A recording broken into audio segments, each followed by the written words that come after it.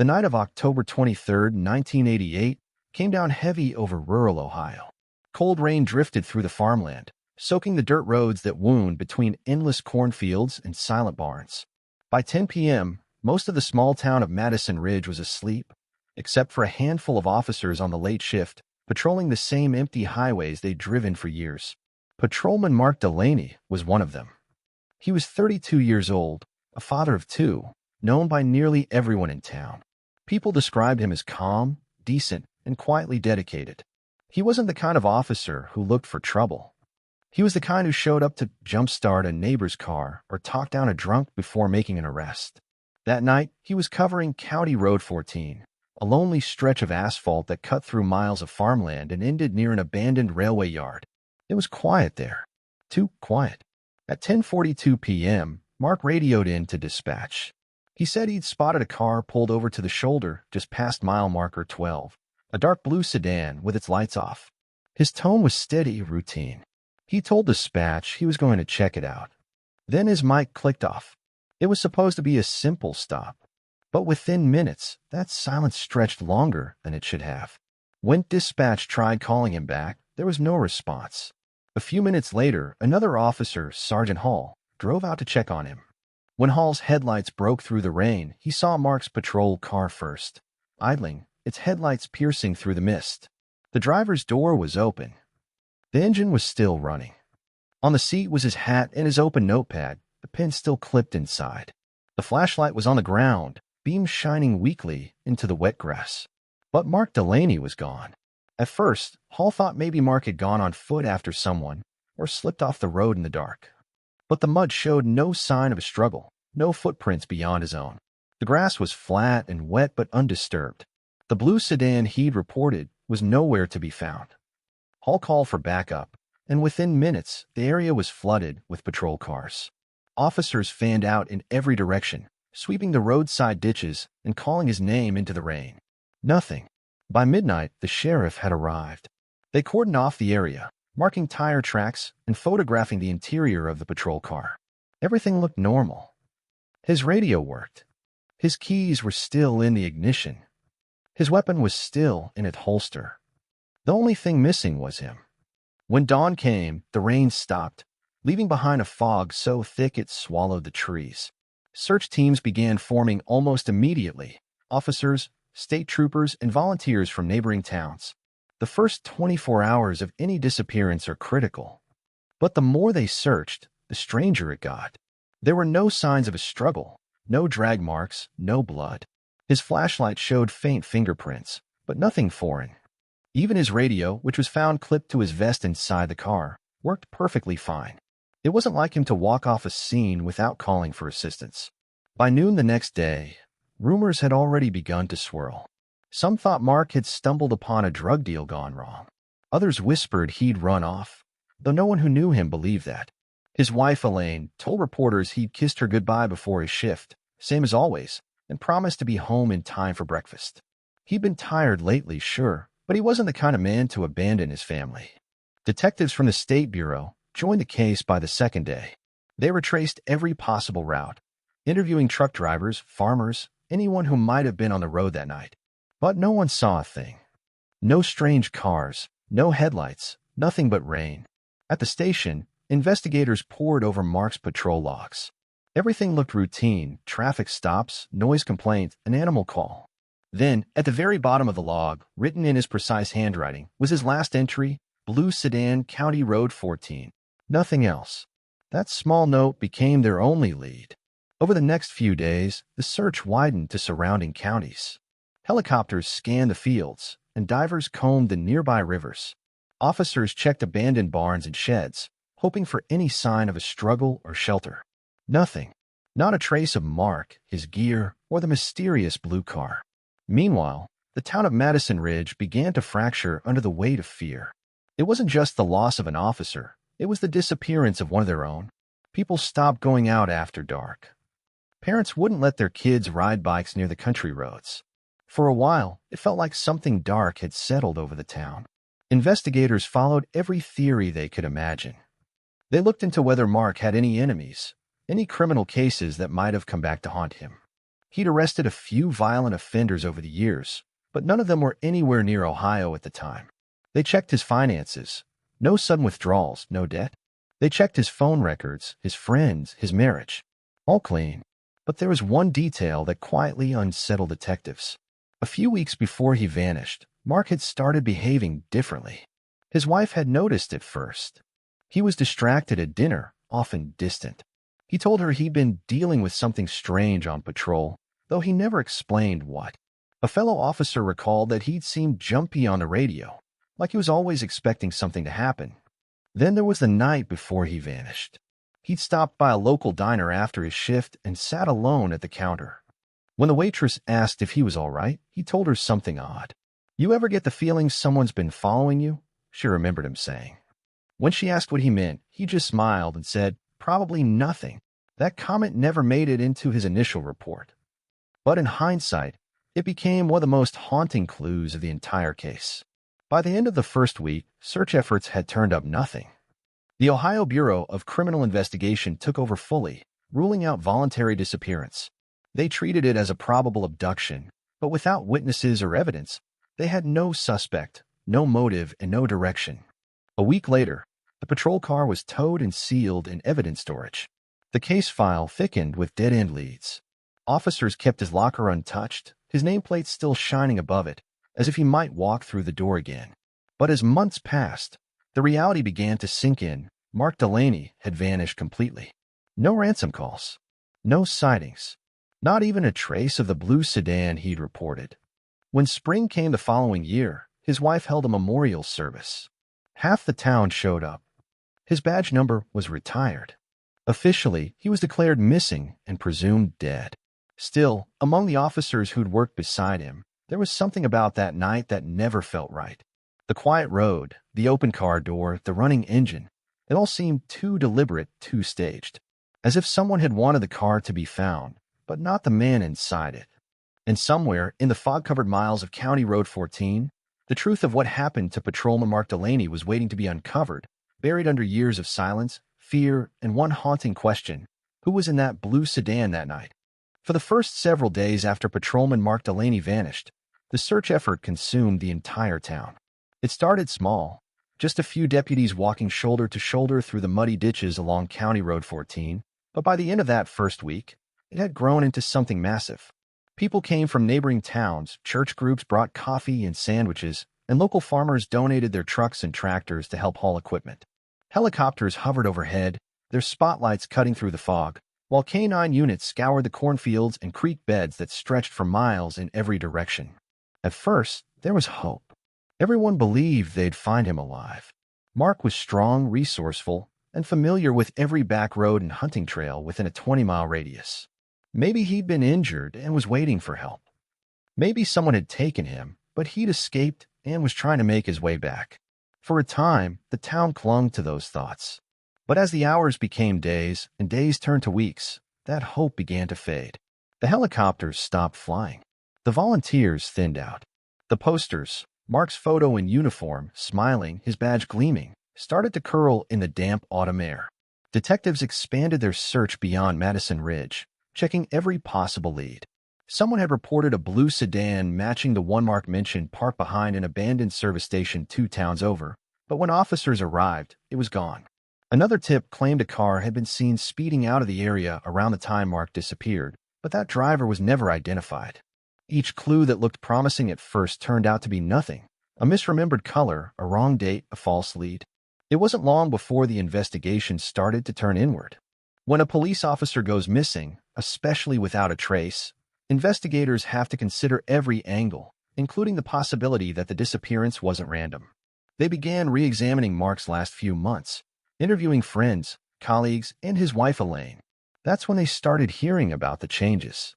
In the months before he vanished, Mark had seemed distracted, less talkative, more withdrawn. He'd been missing roll call on occasion, showing up late to briefings, and skipping after-shift coffee runs with his fellow officers. At home, Elaine told investigators he'd started sitting up late in the dark, just staring out the living room window. He didn't talk much about work anymore. She said he told her he was dealing with something weird on the job, but he never explained what that meant. To his colleagues, he'd brushed it off as stress. But privately, a few of them worried something else was going on. When the search stalled, rumors began filling the gaps left by silence. In small towns, silence always gets replaced with speculation. One rumor claimed Mark had been having an affair. Another said he owed money gambling, maybe to someone dangerous. A darker theory began circulating quietly among the force itself, that Mark had stumbled onto something he wasn't supposed to see, maybe corruption inside the department. No one said it out loud, but the tension inside the station was palpable. The police chief, Harold Mason, was under enormous pressure. He'd worked with Mark for nearly a decade and considered him one of his best men. But now he was facing scrutiny from every direction. Reporters, state officials, even members of his own team.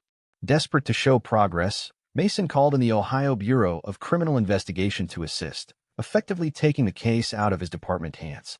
That decision shattered what little unity remained among his officers. Some saw it as an admission of failure.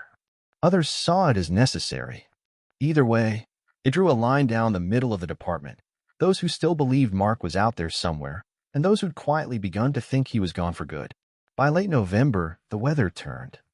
The fields that had once been combed by volunteers were now hard and frozen.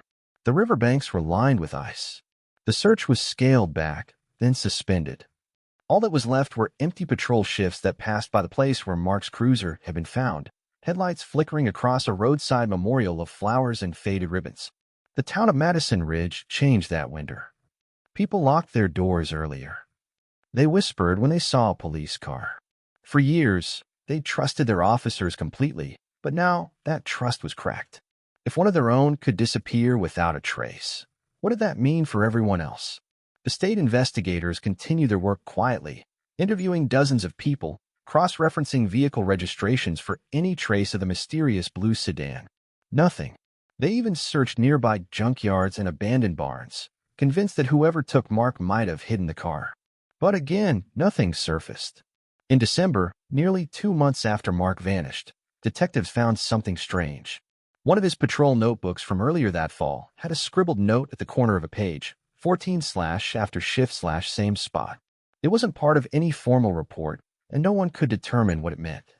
Some believed it referred to County Road 14, the same place where he disappeared.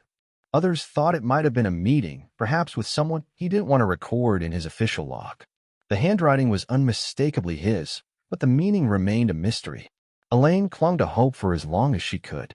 Every time the phone rang, every time a new lead surfaced, she imagined it would finally be the call that brought him home.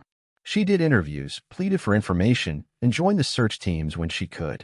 But the months dragged on, and the trail went colder with each passing week. By February of 1989, the case had reached a dead end.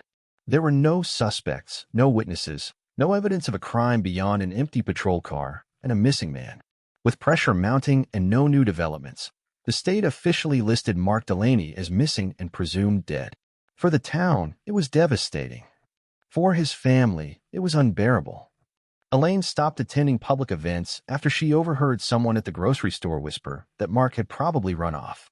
His 2 young sons were pulled from school temporarily because the other kids wouldn't stop asking questions. By spring, she sold her home on Cedar Lane and left Madison Ridge for good, moving to her sister's house 2 counties over. The police department held a memorial service that summer. Officers stood in dress uniforms, rows of badges glinting in the sun, while the chief gave a trembling speech about duty and sacrifice. Mark's badge number was officially retired, and his folded flag was handed to Elaine in silence. Afterward, when everyone left, the station felt hollow. His locker stayed untouched, his nameplate still there. Some of the younger officers said they'd hear his radio call number whispered through the dispatch speakers late at night, a trick of static, maybe, or just nerves. But for those who'd known him, the feeling that something unfinished lingered in the air was impossible to shake. As the years passed, life in Madison Ridge slowly returned to normal on the surface. But the disappearance of Patrolman Mark Delaney remained a scar the town couldn't quite heal from. Whenever a new officer joined the force, someone would tell the story. The engine still running, the open car door, the fog. And always, someone would ask the same question no one could answer. If Mark didn't walk away, and no one saw him taken, then where did he go? And somewhere, in the silence left behind, that question began to take on a life of its own. It became less about where he went, and more about what else might have been buried with him: secrets, mistakes, or something darker that no one was willing to admit. By the end of that winter, the town had stopped searching for Mark. But in truth, they had only just begun to wonder what it was they were really supposed to find. By 1996, nearly 8 years had passed since Patrolman Mark Delaney vanished on that fog-drenched night in rural Ohio. Most people in Madison Ridge had stopped talking about it altogether. Time had dulled the edges of what once felt like an open wound, and new officers had joined the force, men and women who only knew Mark's story as a piece of small-town folklore. Inside the department, his file still sat in the evidence room, boxed, sealed, and gathering dust beneath a label that read simply, "Missing Presumed Deceased." When Detective Tom Reeves transferred into the department that summer, he noticed the box right away. Reeves was 38, methodical to the point of obsession, known for his patience and his ability to see connections other investigators missed. He wasn't from Madison Ridge. To him, the town felt like it was frozen in time, a place where everyone still carried ghosts from decades past. He first heard about the Delaney case during a casual conversation in the break room.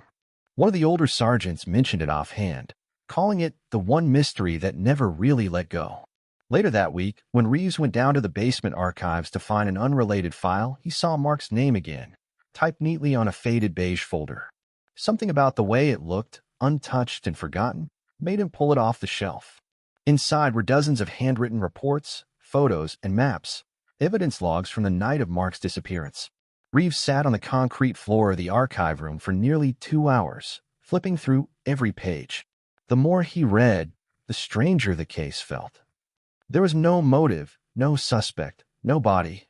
Just an open car door and a missing man. That night, long after everyone else had gone home, Reeves spread the photos across his desk. He studied the scene from every angle: the patrol car, the notepad, the flashlight, the wet grass. Then he noticed something odd in one of the black and white prints, a faint impression near the back of the vehicle, partially obscured by mud. He pulled the evidence sheet and found a single line about it, a partial boot print, noted but never matched to anyone. It wasn't Mark's size, and it hadn't been found anywhere else on the scene. The detail wasn't enough to reopen the case officially, but it stuck with him. If someone else had been there that night, how had every other sign of their presence disappeared? Reeves started digging deeper. Over the next few weeks, he went through the entire case file, page by page. He tracked down the original reports, cross-referenced statements, and even re-examined the radio logs from that night. That's when he came across another small but unsettling clue, a note scribbled in Mark's patrol log, written just hours before he went missing: "Blue sedan CR14 follow-up." It wasn't in the final report. The official record mentioned the car, but not that note. Reeves checked every database, every citation from that period. There was no record of any vehicle matching that description being stopped, impounded, or even ticketed. It simply vanished, just like Mark. As Reeves pushed deeper, he started reaching out to people who'd been part of the original investigation. Most were retired now, living quiet lives in nearby towns. A few didn't even want to talk about it. Some said they'd always believed it was a random abduction. Others hinted that it wasn't random at all. One retired sergeant told Reeves something that caught his attention. Back in 1988, there had been growing tension inside the department. Disagreements about procedure, missing evidence from the property room, and whispers that one of Patrolman had been involved in off-duty side deals with local businesses. None of it was ever proven, but according to the sergeant, Mark didn't keep quiet about things that didn't sit right. That Patrolman, Reeves learned, was named Ray Bolton. He'd been fired just a year after Mark's disappearance for unrelated misconduct, mostly theft and falsifying overtime logs. Bolton had since moved out of state, but at the time, he'd worked the same shift as Mark. In fact, on the night of October 23, 1988, he'd been assigned to a neighboring district only a few miles from County Road 14. Reeves tried to get the old radio records from that night, but most of the tapes had been destroyed years ago under standard retention policies. What little he could find showed Bolton checking in briefly around the same time Mark's transmission ended, but no follow-up, no confirmation of his location. He couldn't prove anything, but the more Reeves read, the more he felt like the answers were buried inside the department itself. Still, he had nothing concrete, just a growing sense that something about Mark Delaney's disappearance had been intentionally buried. Months passed, and the case became his obsession. He worked late most nights, long after his colleagues had gone home, drinking lukewarm coffee and replaying old theories. Some nights, he'd drive out to County Road 14 and park at the exact spot where Mark's patrol car had been found. The road hadn't changed much. The same tree line, the same curve, the same silence. He'd sit there for hours, headlights off, just listening. The local sheriff didn't understand why Reeves was spending so much time on it. Officially, the case was closed, but Reeves couldn't let it go. Every time he looked at the old case photos, he felt the same thing, like something was missing, just beyond reach. He tracked down Mark's wife, Elaine, who was now living quietly 2 counties away. She agreed to meet him once over coffee at a small diner. Time had hardened her. She told him she didn't want to relive it, but she did share one detail that stuck with him. A week before Mark disappeared, he got a phone call late at night, unusual for him. Afterward, he told her it was about the department. She pressed him to explain, but he just said, "It's better if you don't know." That was the last meaningful conversation they ever had. Reeves drove home that night thinking about the boot print, the blue sedan, the missing tapes, the fire patrolman, all threads leading nowhere. He began to feel the same frustration that must have haunted the original investigators. Every clue felt like a dead end, every lead disintegrating just as he reached for it. By 1998, nearly 10 years had passed since the disappearance, and the case was once again slipping into the dark. Reeves started questioning himself. Maybe there really wasn't anything left to find. Maybe it was exactly what it looked like. An officer pulled over a suspicious car, something went wrong, and he was taken. Simple, tragic, and unsolved. Then, early in the spring of 1999, Reeves received a call from a neighboring county. A woman who managed an old storage facility was reporting something odd. One of the units had been rented for years by a man using a fake name. The payments had always come on time, cash orders, no contact number. But recently, the payments stopped. She tried reaching out to the address listed on the rental form, only to find it didn't exist. Normally, this kind of thing wasn't unusual. People abandoned units all the time. But what caught her attention was the date the man stopped paying, March 10, 1999. When Reeves asked why that was significant, she told him it wasn't, not exactly. She just said something in her gut told her it was worth mentioning because the man had looked like a cop. Reeves asked her to hold the unit until he could check it out. She gave him the name on the form, Richard Bowen, but the signature looked sloppy, unnatural, like someone trying too hard to disguise their handwriting. Reeves ran the name through every database he had access to. Nothing. But when he compared the signature to personnel files from the late 80s, something jumped out at him. The loops, the slant. It was almost identical to the handwriting of one man, Ray Bolton. It wasn't proof. Not yet. But for the first time in years, the Delaney case felt alive again. Reeves didn't know what was inside that old storage unit, but deep down, he had a feeling whatever it was had been waiting for someone like him to find it. It was supposed to be a routine auction, the kind of dull weekday event where old furniture, forgotten toys, and dusty storage boxes got new owners for a few dollars. But on that gray March morning in 1999, when the manager of the used storage facility outside Dayton pried open the rusted door of Unit 42, the air that poured out wasn't stale. It was heavy, acrid, something that immediately made him take a step back. He thought maybe an old animal had died inside. But when he peered through the dim light, he saw a single heavy metal trunk sitting in the center of the concrete floor. Everything else was gone. No shelves, no boxes. Just that trunk, painted a dull olive green, its hinges corroded, both latches clamped tight. Police were called in, assuming it was just abandoned property. But the officer who arrived, a young deputy, said later he felt uneasy the moment he walked in. The smell wasn't quite right. It wasn't the sharp, sweet rot of trash or old food. It was faint but unmistakable. They tried prying open the trunk with a crowbar, and when the first latch gave way, a rush of cold, stale air filled the room. Inside, under layers of folded fabric, lay what looked like several police-issued items: an old uniform shirt, a belt, a flashlight with the department's logo etched into the side. At first, it seemed like maybe an ex-officer had stored his gear there years ago. But as they dug deeper, the mood in the room shifted. Under a tattered patrol jacket, wrapped carefully in thick plastic sheeting, was something that stopped everyone cold.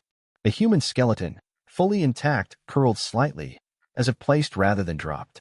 The scene was sealed off within minutes.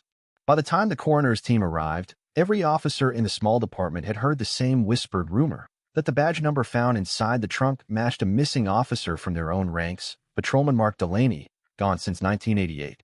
Forensic specialists from Columbus were brought in. They worked carefully, peeling back layers of plastic that had fused to the bones over time. Every item was cataloged. A service revolver, serial number still visible, a cracked leather belt with his initials burned into the inside, and a brass badge, tarnished but still legible. DNA analysis confirmed it days later. After 11 years, they had found Mark. Or at least what was left of him. The medical examiner's report was unsettling. The bones showed no clear signs of blunt trauma or gunshot wounds, but there were indications of restraint, subtle grooves in the wrist bones consistent with bindings. Toxicology was impossible. Time had erased that. Yet what stood out most was the condition of the plastic wrapping. It had been sealed and layered in a methodical way, using multiple sheets and duct tape, suggesting the killer had experience or at least patience. Whoever did this hadn't panicked. They planned. Investigators began combing through old records of the storage facility. Unit 42 had been rented in April 1989, just 6 months after Mark disappeared. The name on the contract was Thomas Hale, and the address traced back to a long-abandoned post office box in Dayton. Payments had been made by money order every few months, always on time, until late 1998, when they suddenly stopped. By then, the renter was long gone. Detective Tom Reeves, who had revived Mark's case only months earlier, was now thrust into the middle of a media storm. He was the one who stood outside the storage unit that night, watching the coroner's van drive away. He said later that it didn't feel like closure. It felt like being dragged back to square one. They had the body, yes, but not the story. Whoever had done this hadn't just killed Mark. They had buried the truth for over a decade. The discovery reopened old wounds in the town. Local news cameras filled the streets. Retired officers who'd long moved away were suddenly back, being asked painful questions. Why had no one noticed the missing patrolman's equipment? Why had no one checked storage units during the initial search? There was quiet shame among the older cops who had been there in '88. They'd failed him twice, first in losing him, and now in realizing he'd been so close all along. The investigation into the storage unit's records became an obsession. Reeves and a team of state agents traced every money order, hunting for where they were purchased. Most led to small gas stations and convenience stores scattered across western Ohio, all paid in cash. But one clerk remembered something odd. She said a man came in several times in the early 90s, always wearing a faded army jacket and sunglasses, even indoors. He paid for money orders without saying a word. When shown a composite sketch based on old personnel photos, she hesitated before nodding. She thought the man looked like someone she'd seen before. Someone from the news. Reeves dug deeper. Cross-referencing department records, he found something that made his stomach drop. The key used to lock the trunk, the specific brand and model, had been traced to a hardware store purchase in 1989. The buyer had identified himself using a police badge for a discount. The name on that badge belonged to a former officer, one who had been quietly dismissed from the force in late 1988 after an internal misconduct investigation. His name hadn't come up before because his personnel file had been sealed. But Reeves managed to get a look at it. The fired officer's name was Rick Calloway. Calloway had been Mark's patrol partner for nearly 3 years before the disappearance. Rumors back then suggested the two had fallen out over something off the books, maybe an argument, maybe a report that went missing. But no one had ever confirmed it. Now, Calloway was living out of state, somewhere in the Carolinas. The moment Reeves found that out, he knew what he had to do. Before he left for the Carolinas, Reeves visited Elaine Delaney, Mark's widow, who'd remarried and built a quiet life far away from Ohio. She listened in silence as he told her they'd found her husband, her expression unreadable. When he finished, she whispered, "Don't tell me where he was. Just tell me why." Reeves didn't have an answer for her then, but he intended to find one. That night, back at his motel, Reeves stared at the evidence photos spread across the bed. The trunk, the badge, the bindings, the money orders, it all painted a picture, but not a clear one. He felt both relief and dread. Because sometimes, finding the body doesn't end the mystery. It begins it. And as he packed his case to head south, one question refused to leave his mind. Why would a man kill his own partner, and then keep him so close, locked away, for 11 long years? Reeves left Ohio at dawn the next morning, driving through a thick fog that clung to the highway like smoke. He had a stack of files in the passenger seat, evidence photos, department rosters, and Calloway's old disciplinary record. The road ahead was long, stretching south toward North Carolina, where Calloway was rumored to be living under a different name. Reeves didn't tell anyone he was going, not even his captain. He said later that something about the case had become personal. It wasn't just about finding out who killed Mark anymore. It was about understanding why no one had cared enough to find out sooner. The deeper he dug into Calloway's past, the stranger it got. Before being dismissed, Calloway had been under investigation for tampering with evidence in a narcotics case. Files had vanished, suspects had walked free, and Mark, according to old dispatch records, had filed a complaint about it. The report was never followed up on. A week later, Mark disappeared. Reeves couldn't ignore the timing. He requested access to old state archives, trying to find that missing complaint, but most of the documents were accidentally purged. The pattern felt deliberate. Someone had buried not just Mark, but everything connected to him. Reeves stopped at a diner somewhere outside Lexington, eating breakfast he couldn't taste while flipping through Calloway's old address history. One stood out, a small storage facility he'd rented in Greenville, about 150 miles away from where the trunk had been found. The dates overlapped almost perfectly with when the payments for Unit 42 stopped. It was as if Calloway had transferred his hiding place and then vanished. Reeves called ahead, but the manager said the unit had been cleared years ago. No forwarding information. No trace. Still, Reeves drove there anyway. He walked the rows of metal doors, their numbers fading from sun and rust, imagining how many secrets might be locked away behind them. A few tenants stared as he passed, but he didn't stop. He said later that it felt like walking through a graveyard, each unit a headstone for someone's forgotten life.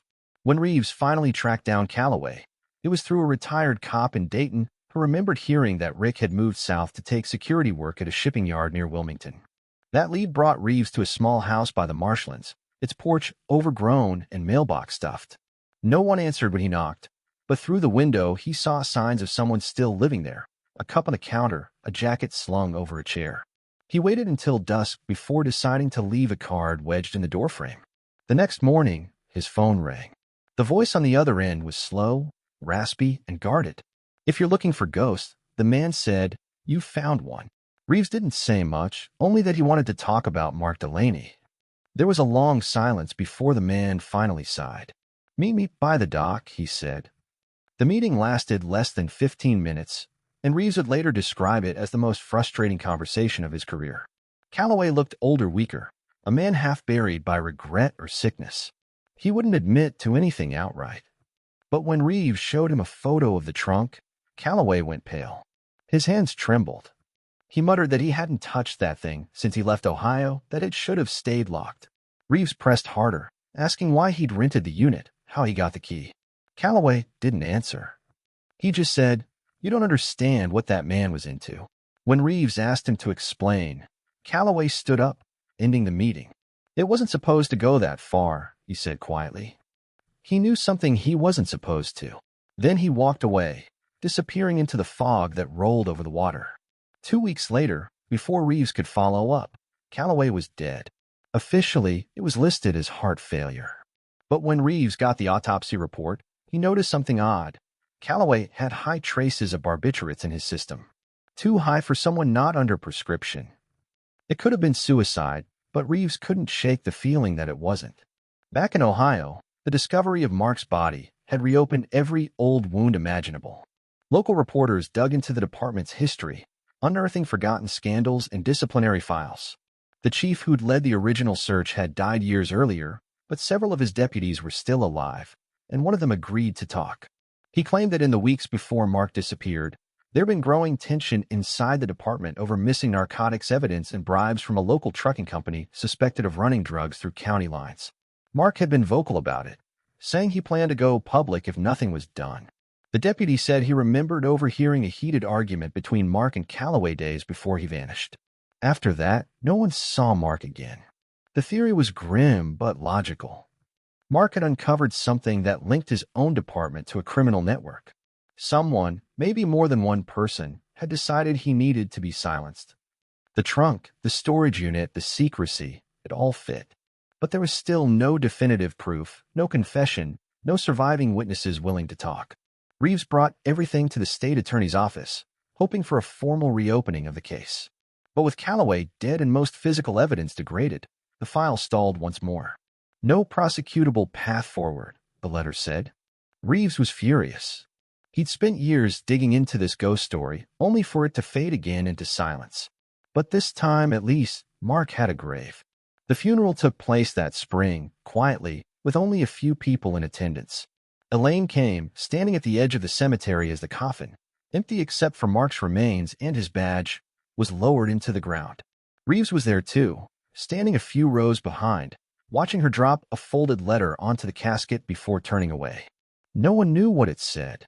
Afterward, Reeves returned to his office and pinned one final photo on the board, the trunk, now empty, sitting under the harsh light of the evidence room. He stared at it for a long time, thinking about how it had sat in silence for 11 years, holding its secret just feet away from hundreds of people. How many storage units were like it, hiding the stories no one was left to tell? Months passed, and the case slipped from the news cycle. The trunk was stored in the department's basement, sealed as evidence indefinitely. But one night, long after everyone had gone home, Reeves stayed late, rereading Mark's last log entry. The one about the blue sedan. He'd looked into that lead before, dozens of times, but something about it had always bothered him. A week after the trunk's discovery, investigators had recovered a fragment of blue automotive paint from inside the storage unit. It was too small to test properly, so it had been logged and forgotten. Now, under the flicker of the office light, Reeves stared at the entry again, his mind spinning. If Mark had been following that sedan the night he vanished, and if that same paint ended up near his body, then maybe the person driving it wasn't a stranger at all.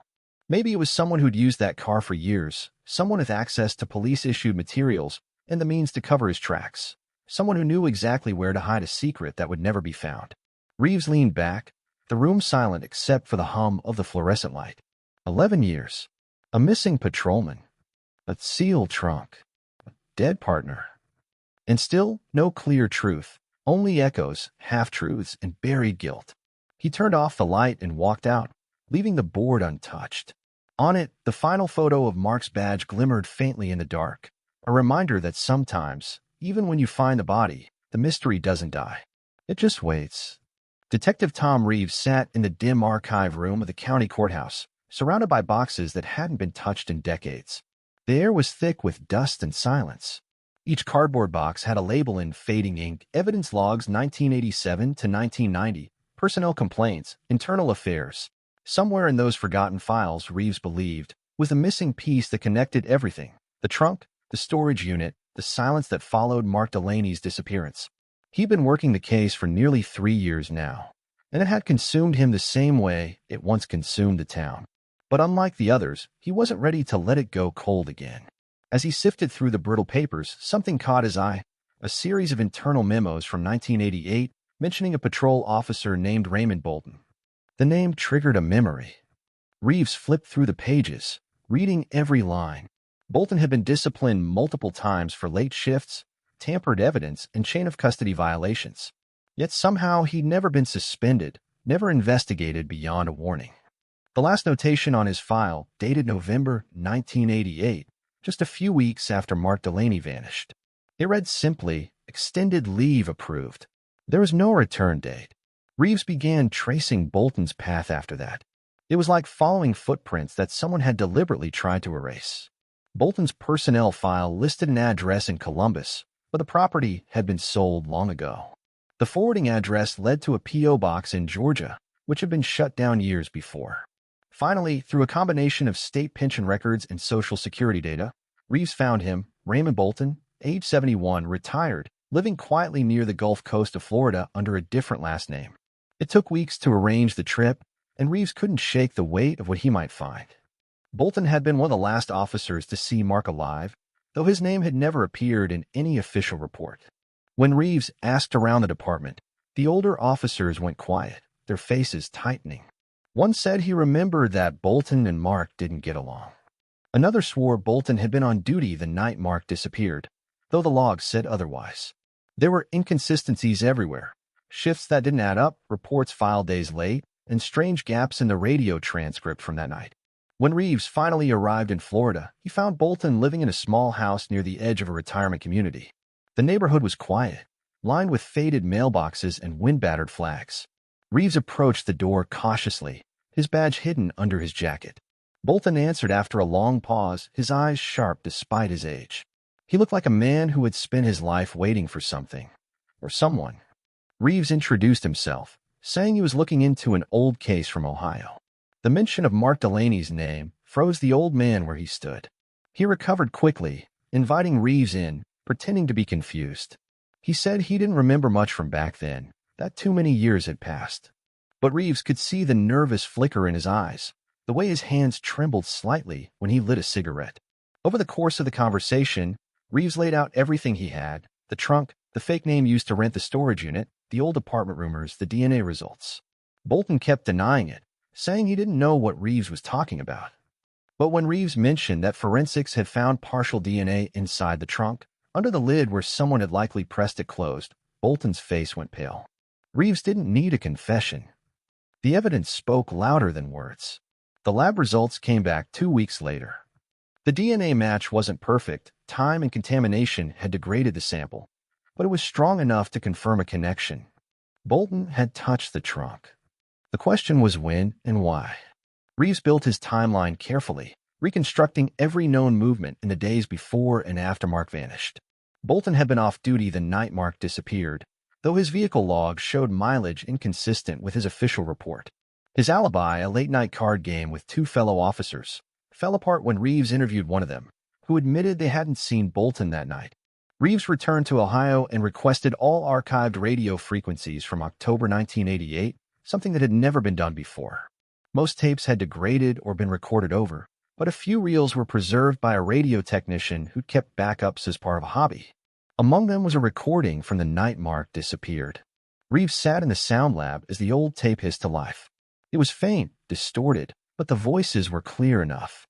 At 11:42 p.m., Mark's voice came through. "Dispatch, I'm checking out a blue sedan, County Road 14. Then static. Moments later, another voice, lower tense, broke through. "I'm already here." He doesn't need backup. The log number on that channel matched a unit assigned to Officer Raymond Bolton. It was a breakthrough, but a devastating one. The evidence placed Bolton near the scene minutes after Mark's final transmission. It also explained why no record of that radio traffic had survived. The logs had been manually edited. Bolton had been the one to handle radio maintenance that month. The implication was impossible to ignore. Reeves presented the findings to the state attorney. An arrest warrant was approved within days. Bolton was brought in quietly from Florida, flown back under police escort. But Reeves never got the closure he'd imagined. 2 nights before his preliminary hearing, Bolton collapsed in his cell from what doctors later called a massive heart attack. He was dead before paramedics arrived. With him died the confession Reeves had spent years chasing. The case was officially closed, marked resolved through posthumous evidence. But for Reeves, it didn't feel resolved at all. He spent hours in his office staring at Bolton's photo, the same man who had smiled in his academy picture beside Mark all those years ago. Partners once, now linked by betrayal and death. When Reeves met with Elaine Delaney to tell her the news, she didn't cry. She just nodded, asking if Bolton had said anything before he died. Reeves shook his head. Elaine said quietly, then he took the easy way out. She left without another word. Reeves stayed behind, staring at the empty chair across from him, wondering if justice meant anything when the truth came too late for everyone who needed it. Still, he couldn't let go. Late one night, Reeves went back through the photos of the trunk again. Something about it bothered him. The positioning of the items, the careful wrapping of the remains. It didn't feel like rage or panic. It felt organized, methodical, like someone trying to preserve rather than destroy. Maybe Bolton hadn't acted alone. Maybe he'd been ordered to clean up someone else's mess. There were still holes, names that disappeared from payroll records, evidence logs that had been lost, and phone calls that went unrecorded. Bolton might have been the one who pulled the trigger, but Reeves couldn't shake the feeling that he was just the middleman. Someone higher up had known. Someone had helped him bury it. As Reeves locked the case file away for the final time, the old tape still haunted him. Mark's calm voice, the sudden silence, and that one chilling phrase, "I'm already here." It echoed in his head as he turned off the office lights. For everyone else, the case was over. For Reeves, it would never really end. Because somewhere in those 11 missing years between the patrol car on County Road 14 and the trunk in Unit 42, the truth had been buried deeper than any grave. And now, with Bolton gone, it would stay that way forever. The funeral was small. Just a cluster of people standing under a pale gray sky, the kind of overcast day that makes sound feel heavier. 11 years had passed since Patrolman Mark Delaney vanished, and yet, standing there beside the flag-draped casket, it felt to many as if no time had passed at all. The department, the town, even the family, everyone had aged, but the wound hadn't. It had just grown quieter. Elaine stood a few rows back, her hands clasped, her eyes fixed on the coffin. She had remarried years ago, built a life far from the shadow of the station that had failed her husband. But that day, all of it seemed to collapse back into her. Every unanswered question, every sleepless night, every false lead. When the honor guard folded the flag and placed it in her arms, she nodded softly, said thank you, and turned away before anyone could stop her. She didn't stay for the reception. She never did well with goodbyes. Detective Tom Reeves stood at a distance, hands in his pockets, watching the ceremony from the edge of the crowd. He'd spent years chasing ghosts, combing through dusty records and dead-end files to find Mark. And now that he had, there was no sense of victory. Only weight. The case had consumed him. Every lie, every missing report, every whisper that pointed towards something rotten beneath the badge. Now that it was over, or supposed to be, Reeves didn't know what to do with the silence. He told reporters, "We found his body, but not the whole story," and he meant it. Because for every answer they'd uncovered, 5 new questions had appeared. Why had Mark been targeted in the first place? Why was his car left abandoned miles away, while his body was sealed in a trunk hundreds of miles south? And how could a man like Ray Bolton, someone who once wore the same uniform, move a body, rent a storage unit, and keep it hidden for over a decade without anyone noticing? The logistics alone were almost impossible. It had to have taken help, someone inside or close to the department. Someone who knew how to bury evidence in plain sight. But with Bolton's death, those possibilities drifted into the void. Reeves requested follow-up interviews, re-examined old expense reports, traced missing pieces of equipment, but all of it led to the same conclusion. The corruption had been quiet, subtle, and self-protecting. In the weeks after the funeral, the department tried to restore its image. A formal statement was issued, a rare public apology addressed to the Delaney family, admitting to failures in oversight and procedural integrity during the original investigation. It was a polished way of saying they'd ignored one of their own. The new chief stood before cameras and called Mark's death a dark chapter finally closed. But even as she said it, Reeves could tell she didn't believe it either. The reporters nodded, wrote their quotes, and left. The next day, the story was off the front page, replaced by something newer, easier to look at. Inside the evidence room, the metal trunk sat on a concrete shelf, sealed with yellow tape. The smell of decay was long gone, replaced by something sterile, almost clinical. Still, Reeves couldn't bring himself to leave it alone. He'd stop by sometimes, open the file cabinet nearby, and glance toward it. It wasn't morbid curiosity, it was disbelief. That this object, ordinary and cold, had carried the weight of an entire man's life. His uniform, his badge, his revolver. Everything that had once defined him as a protector was now evidence in his own murder. Reeves sometimes thought about the moment Mark was placed inside. How quiet it must have been, how deliberate. Whoever did it hadn't rushed. They'd taken their time, wrapping the body, sealing the latches, loading the trunk into the back of a vehicle. Every action methodical, almost practiced. That detail haunted him most. The more Reeves thought about it, the more he began to suspect that Mark's death hadn't been a spontaneous act of rage or revenge. It felt organized. Too clean. He revisited old personnel files and found small irregularities in the months before Mark's disappearance. Missing fuel receipts. Transfers that didn't add up. Patrol logs rewritten days after submission. It all hinted at something systemic, maybe even a network of officers doing things that weren't in any report. But with Bolton gone, there was no testimony, no confession, no way to tie it all together. The case file was technically closed with findings, but Reeves knew that didn't mean solved. One evening, after the burial, he visited the small bar near the courthouse, the kind of place where cops used to gather off shift. It was mostly empty now. An old jukebox played faintly in the corner. The bartender recognized him and poured a drink without asking. Reeves sat there for a long time, staring at the condensation on the glass.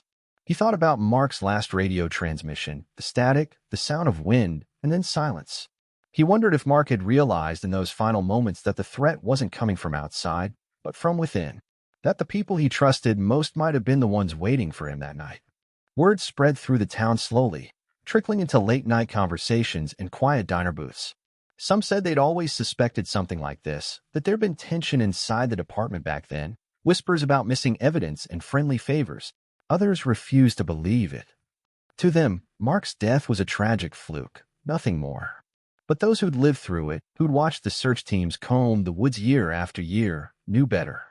They knew that something had gone wrong in 1988, something that no one had wanted to see.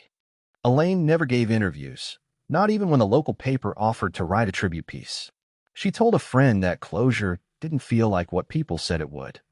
"It's not peace," she said quietly. "It's just the end of waiting." She kept Mark's badge, the one found beside him, locked away in a box. Some nights, she'd take it out and hold it for a few seconds before putting it back. Her children, grown now, didn't talk about him much. But every once in a while, on anniversaries or during storms, one of them would bring up his name, like saying it out loud might keep a small part of him alive. For Reeves, the case became something else entirely, a mirror of the institution he'd sworn to protect. The uniform, the badge, the brotherhood, it had all been built on trust. But Mark's story showed how fragile that trust could be. A single betrayal, a single cover-up, and everything crumbled. Even as he filed his final report and boxed up the last of the evidence, Reeves couldn't shake the feeling that others had known. That somewhere out there were men who had heard the rumors, seen the paperwork, and chosen silence. And maybe that was why he couldn't stop revisiting the evidence room, because the trunk didn't just represent Mark's death. It represented everyone who looked away. Years later, long after the headlines had faded, the trunk remained sealed, its label faded, its corners rusted. New recruits passed it without a glance, unaware of the story it carried. But every so often, an older officer would stop and stand before it, hands in pockets, saying nothing. Maybe they remembered Mark. Maybe they remembered Bolton. Or maybe they just felt the same uneasy weight Reeves did, that in law enforcement, every secret, no matter how deeply buried, eventually demands to be found. And so the story of Patrolman Mark Delaney didn't end with a solved mystery or a clear confession. It ended with a metal box in a dark room, a department apology, and the quiet acceptance that justice doesn't always come clean. Sometimes it arrives too late, missing pieces, wrapped in silence. Reeves would retire a few years later, but he'd never forget the smell of that trunk, the echo of Mark's name through static, or the feeling that somewhere, in the empty spaces between truth and duty, something sacred had been lost forever.